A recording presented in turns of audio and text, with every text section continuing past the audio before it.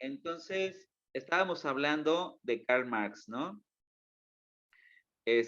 Karl Marx es pues ya una de las personas que ya empezó a hablar como tal, y lo estamos comentando, de la ética marxista como tal, ¿sí? En donde transformó la moral del mundo y diciendo que si no estábamos bajo las condiciones justas, pues de qué manera podemos hablar de ética. Y salía esa retórica, ¿no? Decir, a ver, todo muy padre. Si soy un filósofo que me dedico 24/7 a la filosofía, pues puedo llegar a la ética y a la moral. Y puedo condenar y puedo juzgar. Y puedo poner los parámetros de qué es lo bueno y qué es lo malo. Pero tendrá esa misma oportunidad las personas que son consideradas parias sociales. Y paria social me refiero a los abandonados del sistema, dependiendo de la época que quieras. Por ejemplo, en la edad de los griegos había esclavos. Todos, los griegos y romanos hicieron sus fenómenos a través de la esclavitud. Y, no, y ellos, y esa ética estaba pensada para esos mismos esclavos. En la época de la Edad Media, pues también había esclavitud. Pero pongámosle que no la esclavitud. Los que no eran reyes y los que no eran princesas y los que no eran caballeros y los que no eran burguesía, que no tenían ni alcance para poder leer ni escribir, que comían una vez al día y de lo que sobraba. Podríamos hablar de ellos, que esté mal, que no busquen los valores morales que tiene la burguesía. Oye, juzgar de que robó pan una persona que tiene una semana de no comer para darle a su familia o darse a sí mismo porque no ha comido. ¿Podemos condenarlo por su falta de moralidad? Y ese tipo de pensamientos lo lanzaba Karl Marx. Es decir, hasta antes llegábamos a pensamientos súper profundos y súper padres, pero de unos cuantos. ¿Y los demás cuándo? ¿Sí? Es fecha que los conceptos filosóficos y los conceptos de ética, aunque ética lo vean en secundaria y hay una materia específica de ética en secundaria y hay una materia de filosofía en bachillerato, pero sigue siendo una herramienta. La mayéutica, para empezar, no es algo que lo utilicen todos. Las discusiones profundas a partir del pensamiento lógico y a partir de llegar de dudas existenciales, no es algo que tenga todos. Entonces, ahí es en donde viene la cosa. En donde dice Karl Marx, debemos, si vamos a hablar de ética, vamos a hablar de una ética para todos. Si vamos a hablar de moralidad, vamos a hablar de una moralidad para todos, en donde el Estado regule la ética y la moralidad. Bien, y entonces entra Karl Marx, ¿sí? Entre los modelos de pensamiento, genera comunismo, genera socialismo en la Unión Soviética, y pasa el tiempo y llegamos a la filosofía y ética del siglo XX, es decir, del siglo pasado, en donde entra Max Scheler,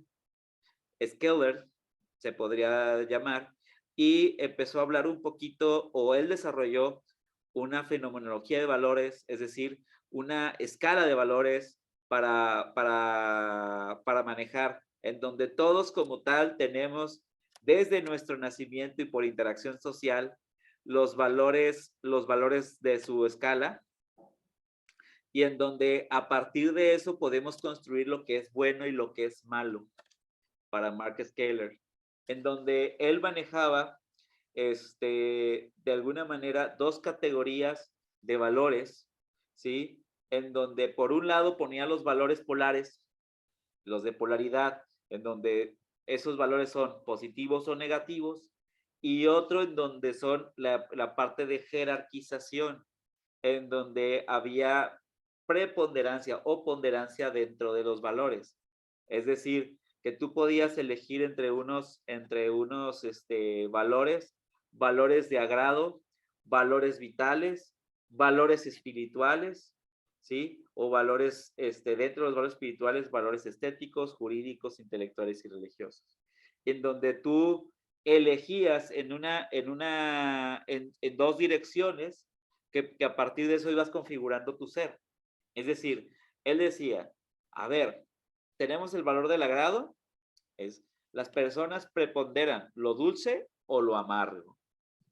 Y cada persona tenía su preponderación del valor. Valor vital, la persona es sana o la persona contiene o tiene una enfermedad que le permite tomar una decisión. ¿Vale? Muy bien. Valores espirituales, en donde ya son meramente mentales.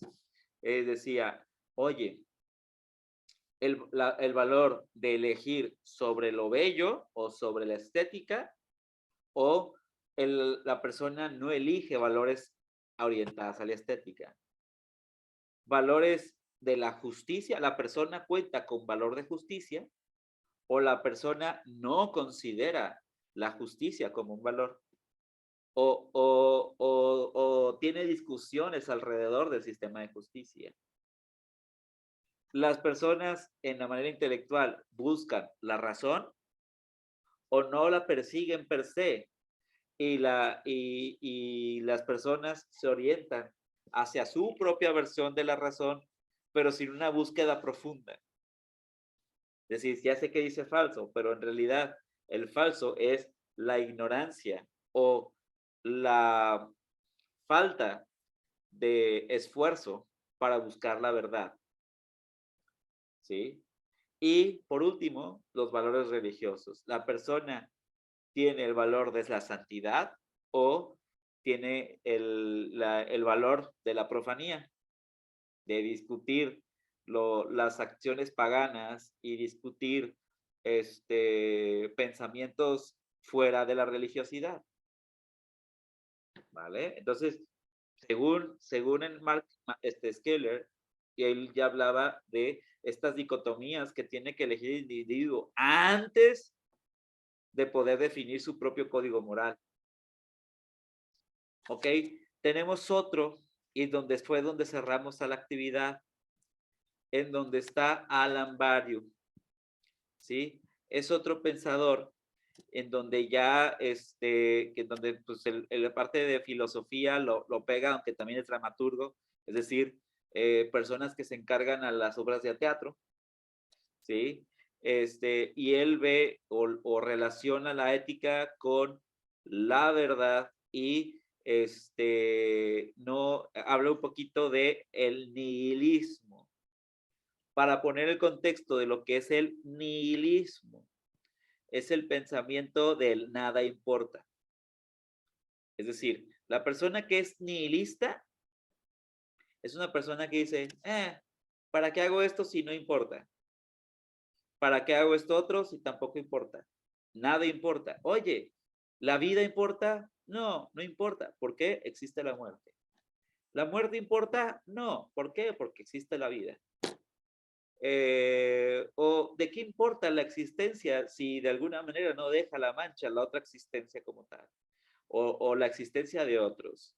Y entonces el pensador nihilista suele minimizar las acciones del mundo. Si a lo mejor ven películas, hay una película que sacó recientemente el cine que se llama Todo en todas partes al mismo tiempo. Okay. Esa película es de pensamiento nihilista. Una de las participantes está pensando en el nihilismo. ¿Vale? Entonces, de alguna manera, Badiou era de pensamiento nihilista.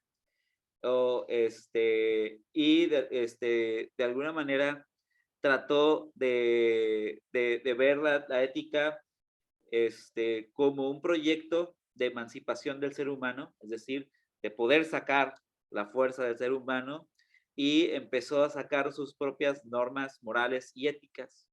¿Sí? ¿Sí? En este caso, él consideraba que sí era importante considerar los aspectos históricos y sociales del momento para poder definir la ética. ¿Vale? Bien. Entonces, chicos, llegó el momento de lo que no habíamos podido explicar, que en este caso es la actividad de la línea del tiempo. Preguntarles del 1 al 10, donde 10 es sí terminé la línea del tiempo, donde 1 es no terminé la línea del tiempo, van. ¿En qué nivel del 1 al 10?